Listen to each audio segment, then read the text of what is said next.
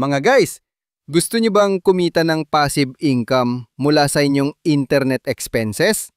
Kailangan namin ng 500 UHP Wi-Fi sharer at antena sponsor sa bawat barangay ng Santa Rosa City, Laguna.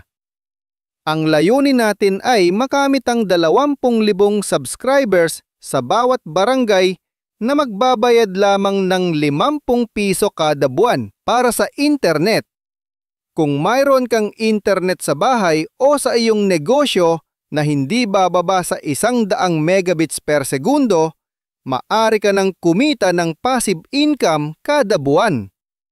Ang mas maganda pa, magkakaroon ka na rin ng Wi-Fi access sa bawat barangay ng buong Santa Rosa. Napakagaling nito!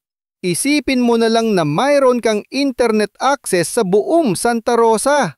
Ano pa ang hinihintay mo? May 20% komisyon ang ibibigay ng UHP Bayanihan sa bawat affiliate marketing.